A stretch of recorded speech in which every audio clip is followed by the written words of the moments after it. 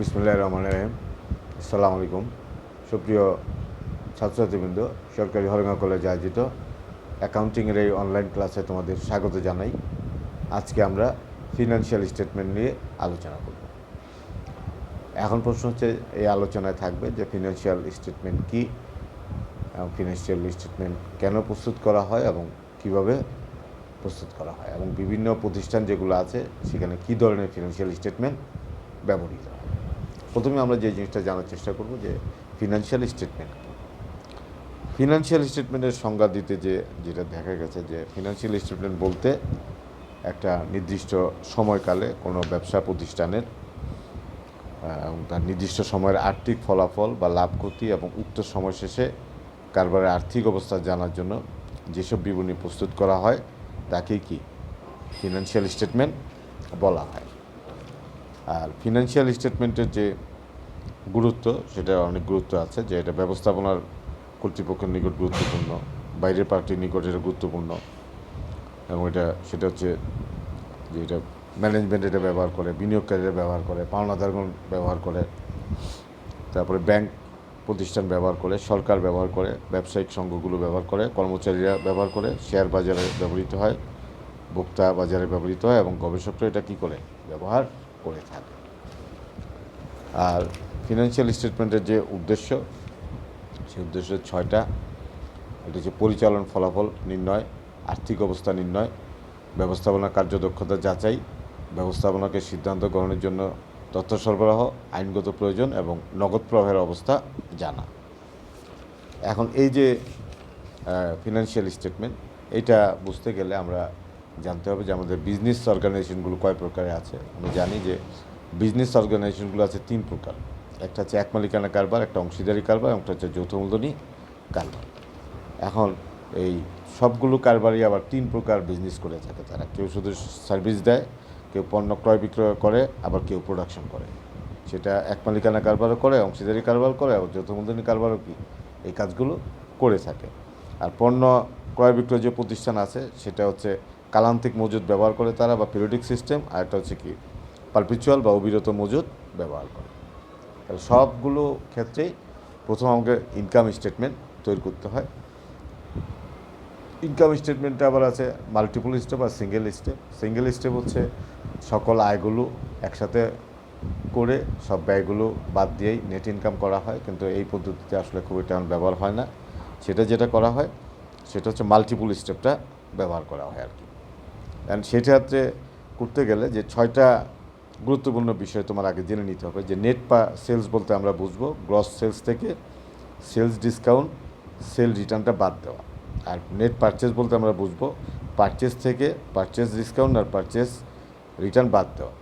R cost of goods sold বলতে আমরা বুঝবো beginning inventory plus net purchase plus direct expense minus হচ্ছে ending inventory. আর gross margin যদি আমার লাগে তাহলে net sales minus cost of goods sold. আর গ্রস মার্জিন রেট যদি লাগে gross margin into 100 divide by net sales. Net income from operation যদি আমি জানতে চাই তাহলে গ্রস ইনকাম থেকে অপারেটিং এক্সপেন্সগুলো বাদ দিতে হবে। আর নেট ইনকাম যদি আমি জানতে চাই তাহলে net income from operation plus non operation যে রেভিনিউ আছে মাইনাস নন অপারেটিং এক্সপেন্স আছে। এই সূত্র কয়টা আগে কী করতে হবে জানতে হবে। আর মাল্টিপল স্টেপ যেটা আছে সেটা যদি সার্ভিস কনসার্ন হয় তাহলে সেলসটা আগে আসবে, তার থেকে আনরেকর্ডেড সেলস যোগ হবে, আর সেলস রিটার্ন বাদ যাবে, সেল ডিসকাউন্ট বাদ যাবে, তাহলে নেট সেলস পাওয়া যাবে। তারপর আমার কস্ট অফ গুডস সোল্ড বার করতে হবে।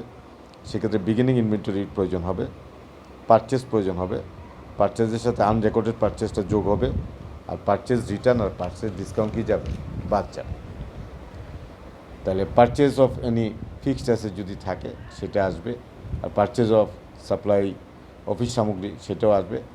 সব যেগুলো আসলো সে পারচেস আসলো, তার সাথে ট্রান্সপোর্টেশন ইন বা ফ্রেড ইন যোগ হবে, ওয়াজেস লেবার থাকলে সেটাও কী হবে যোগ হবে, রেস্ট যদি ডিস্ট্রয়েড বাই ফায়ার কখনো হয়, আগুনে যদি পণ্য বিনষ্ট হয় সেটা কী যাবে বাদ যাবে। তাহলে যেই জিনিসটা পাওয়া যাবে সেগুলো cost of goods available for sale, তার থেকে আমি এন্ডিং ইনভেন্টরি কী করব বাদ দিব। তাইলে আমার যে জিনিসটা পাওয়া যাবে কস্ট অফ গুডস সোল্ড।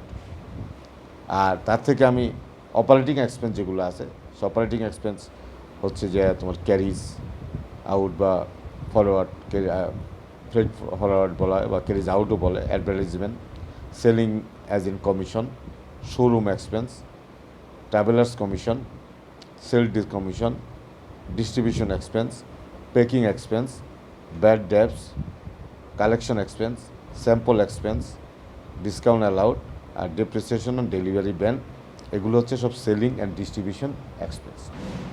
আরেকটা এক্সপেন্স আমার যাবে, সেটা হচ্ছে অফিস অ্যান্ড অ্যাডমিনিস্ট্রেটিভ এক্সপেন্স। সেখানে হবে salaries, office expense, administrative expense, managing director remuneration, postage and telegram, supplies, printing, office rent, audit fees, insurance, repair এবং depreciation of furniture, equipment, building ইত্যাদি। তাহলে এই যে খরচগুলো সব বাদ দেওয়ার পরে আমার যেই জিনিসটা হবে সেটা হবে আমার নন অপারেটিং ইনকাম বা ফিনান্সিয়াল ইনকাম। সেটা আমার কি মানে এটা আমার যে অপারেটিং ইনকাম হবে এটা, আর তার সাথে আমি নন অপারেটিং ইনকাম যেগুলো আছে সেগুলো আমি কী করবো, যোগ করে দিব। সেটা হবে interest receipt, dividend receipt, commission receipt, bad debts recovered, তারপরে profit on sale of any fixed asset, rent from sublet, rent receipt, apprenticeship premium, আর শেয়ার ট্রান্সফার ফিস, এগুলো কী হবে, যোগ হবে। আর বাদ হবে যে নন অপারেটিং আর ফিনান্সিয়াল এক্সপেন্স, এগুলো বাদ যাবে। সেটা হচ্ছে preliminary expense, bank charge, an interest paid, donation, loss on sale of fixed asset, loss on sale of gold destroyed by fire, এগুলো সব বাদ দেওয়ার পরে নেট ইনকামটা পাওয়া যায়। আর এটা যদি তোমার কী হয়, উৎপাদনকারী প্রতিষ্ঠান হয়, তাহলে কিন্তু প্রথম যে অংশটা সেটা কিন্তু একটু ভিন্ন হবে। সেখানে আমার প্রথমে বিগিনিং ইনভেন্টরি লাগবে, তার জন্য র মেটেরিয়াল, তার সাথে পারচেজ যোগ করব, ট্রান্সপোর্টেশন ইন যোগ করব, তাহলে gross cost of material available হবে। তার সাথে আমি পারচেজ ডিসকাউন্ট, পারচেজ রিটার্ন বাদ দিব, তাহলে আমার নেট কস্ট অফ ম্যাটেরিয়াল পাবো। তার থেকে আমি এন্ডিং স্টক অফ ম্যাটেরিয়াল বাদ দিব, তাহলে ম্যাটেরিয়াল কনজিউম পাবো। ডাইরেক্ট ওয়াইজেস এক্সপেন্স যোগ করব, তাহলে আমি প্রাইম কস্ট পাবো। তার সাথে আমি ফ্যাক্টরি কস্টটা যোগ করব, ফ্যাক্টরি ওভারহেডটা, সেগুলো হচ্ছে indirect wages, factory supervisor expense, depreciation expense factory building, depreciation expense factory machinery, light heat and power, prepaid expense, factory supply expense, আর আদার ফ্যাক্টরি এক্সপেন্স, এগুলো সব আমি যোগ করব। তাহলে beginning work in process inventory যেটা, সেটা আসার পরে আমার ending work in process inventory আমি বাদ দিব, তাহলে কস্ট অফ গুডস ম্যানুফ্যাকচার পাবো।